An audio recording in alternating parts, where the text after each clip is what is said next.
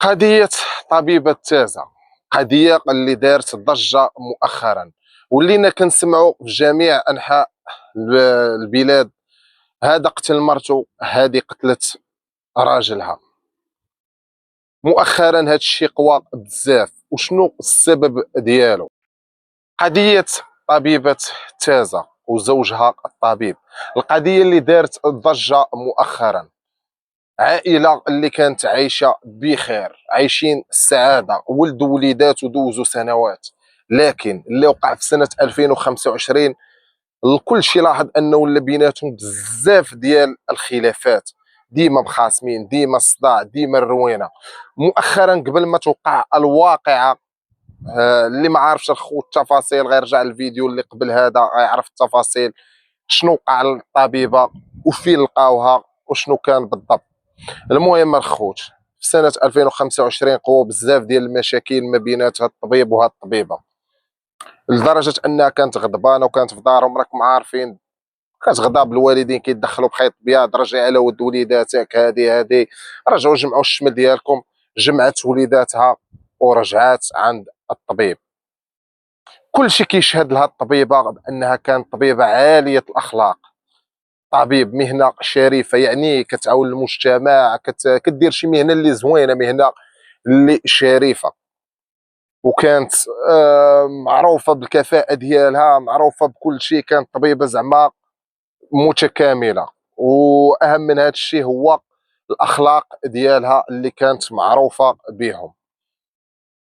بنادم بدا كيقوي الهضره بزاف، وبداو كيخرجوا بزاف ديال الهضره كتخرج بانها راه ما يمكنش يوقع عليها هذا الشيء، راه في قضيه فيها بانها عرف عليها شي حاجه ما مزياناش، انها كتغدروا. هذه الغدر ما يمكنش الراجل غيجي يهضر ولا يدير شي كارثه من غير لما غدرات، ولا بزاف د الحوايج يقدروا الخوت يؤديوا الى كارثه. واهمهم واخيب حاجه اللي تقدر تخلي الراجل يؤدي الى كارثه ويدير شي كارثه هو الشك. الشك لا من ناحيه الراجل لا من ناحيه المراه. مثلا الراجل الا شك في المراه انها كدير كتغدروا، هذه اخيب حاجه، يقدر يدير شي كارثه اللي ما غتخيلوهاش في عقلكم. المهم الطبيبه رجعت للدار من بعد ما دازوا ايام كتختفى. كيمشي كيبلغ بالاختفاء ديالها الزوج ديالها، كيهاجر لفرنسا. من بعد كيعرفوا انه هاجر لفرنسا، والطبيبه لقاوها مقتوله.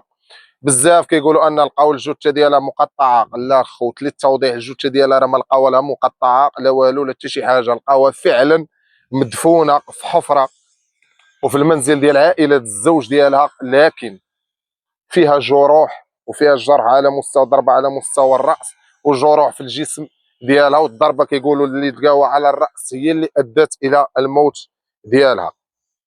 ولقاو بان السياره ديالها واقفه قدام المنزل ديالهم في كيسكنوا في فاس، وهو لقاو في قطرات في السياره ديالو.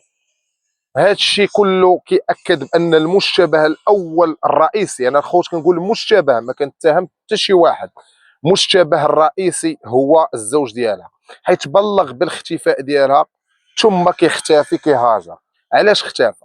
واش انت السيده مراتك مختفيه ما مشيتي قلبتي، ما صبرتي، ما درتي، مشيتي هاجرتي؟ يعني هنا كتثبت بانك انت هو المشتبه به الرئيسي، او ربما هو اللي صفاها لها بهذه الطريقه البشعه. خرجت مذكره بحث دوليه باش يتم القبض عليه ويرجع للمغرب، ردوا للمغرب. وهذا هو المستجد اللي كاين الخوت في هذه القضيه. فعلا كيتم القبض على الزوج ديالها بمدينه نيس الفرنسيه، وهنا كيتم الاجراءات باش يردوه للمغرب. وهنا عاد غتعرف الحقيقه، حيت اي واحد غيقدر يدوي، ولكن الحقيقه ماشي كلشي عارفه، وما حتى واحد ما غيكون عارف الحقيقه بالضبط الا المرحومه الطبيبه والزوج ديالها الطبيب، اللي هو ملي غادي يدخل ان شاء الله للمغرب هو اللي غادي يقول الحقيقه، وغادي يقول اشنو وقع بالضبط وشنو السبب ديال اللي خلاه انه يصفيها ليها ويدير ليها هذا الشيء الا كان هو اللي مصفيها ليها. علاش الخوت؟ حيت القاتل المجرم لا تثبت ادانته حتى يعترف. باقي ما اعترفش، هو غير مشتبه به. ما حنا ما عارفينش شنو كاين. المهم الحقيقه غادا غتبان من هنا لقدام. والسيد راه المهم هذا هو المستجد بانه تم القبض عليه وغادي يرجع للمغرب، وغنعرفوا ان شاء الله اشنو وقع من هنا لقدام. غنمشيو الخوت لواحد الموضوع اخر. نفرضوا حنا كاع نبقاو نيت في نفس النطاق، ولكن نصيحه لوجه الله. نفرضوا بان هاد السيده خائنه، السيده ماتت مرحومه الله يرحمها، ما غينوضش الواحد غيهضر عليها بهذيك الطريقه ورا دارت وفعلات وتركات وخائنه، وهذه صافي ماتت. واذكروا امواتكم بالخير، الله يرحمها والله يسكنها ان شاء الله ابواب الجنه، والله يغفر لها والله يغفر لنا احنا كاملين. ثاني حاجه، الزوج ديالها ماشي ما غيجيش الواحد وغادي يتهمه، هو فعلا مشتبه به، لكن ما غيجيش بنادم غيبقى يهضر بزاف وغيتهمه حتى يعترف وحتى تثبت ادانته. وغادي يبان ان شاء الله القانون. البلاد راه كاين القانون في البلاد، هو اللي غيبين ان شاء الله واش هو اللي صفاها ليها ولا لا. كانت الهضره كتروج بان الاخ ديالو قال انها كتخونو مع شي حد هذا الى اخره. هادشي كامل ما كاينش، وهذاك غير الشك، والشك راه كيخرج على بيوت. ما فيها باس خويا ولا اختي نتوما مزوجين، تكون الثقه ما بين الزوج والزوجه ديالو، وما كاين لاش غتشك في مراتك، انت ما كاين لاش غتشك في مراتك، وخليوها للوقت. ولا كان شي خيانه ولا شي حاجه راه غادا تبان مع الوقت. وراه كاين القانون في البلاد، يكفي انك تعرف وتاكد 100% ان مرتك كتغدرك بلاغ غيجيو غيهزوها غادا تمشي فيها. وانت يا اختي الا عرفتي بان زوجك هو راه كيخونك، بلاغ الطف غيمشي فيها. علاش غتنوض توسخ يدك تخرج على مستقبلك على عائلتك تصفيها ليه ولا هي تصفيها لراجلها؟ وخصوصا الا كان عندهم وليدات كما هاد الطبيب وهاد الطبيبه اللي خلاو وليداتهم، هو ربما يتشد يمشي للحبس سنوات، والام ديالهم مشات الله يرحمها. كاين القانون الخوت في البلاد، اللي عرف شي حاجه بحال هذه يدير بلاغ ان مراتي مثلا راه كتخضرني، غيتم التحريات غيضبطوها بانها راه كتغدر بصح غتمشي فيها. والعكس صحيح، حتى الراجل الا كانت مرته عارفه كتخونو، المراه حتى هي عفوا الا كانت عارفه راجلها كتخونها، بلاغ التحريات غيعرفوا راه كيخونها، غيمشي للحبس. لا داعي انك توسخ يديك ولا انت توسخي يديك. وتكون شويه ديال الثقه ما بين الازواج.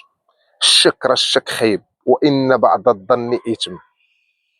ما تقدر مابقاش بنادم يشك حتى تاكد.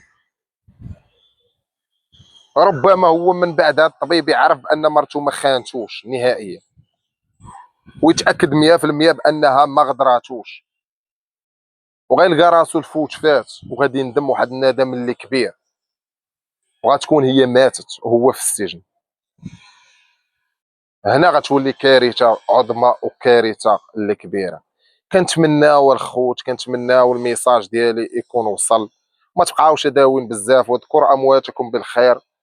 ونختموها بالزوج ديالها راه مشتبه به، واخا هو كيتبت بهذاك الرحله الهجره ديالو لفرنسا بانه هو المشتبه به الاول، لكن لا تثبت ادانته حتى يعترف. والطبيبه راه كل شيء كيشهد لها بانها طبيبه كفاءه عاليه واخلاق عاليه، وما يمكنش تغدر الزوج ديالها. والحقيقه غادا تبان من هنا لقدام، وهو ملي غيعترف الا كان هو بصح اللي داير هذا الشيء، راه غادي يقولوا شحال المهم السجن شحال غيضرب ديال السجن. وان شاء الله من اللي وصل هنا الخوت يخلي لينا كومونتير، يخبط لايك، تشترك اللي ما كنتيش مشترك في القناه، دعمنا ندعم. وشكرا وتهلاو ليا في راسكم، الى حلقه قادمه ان شاء الله.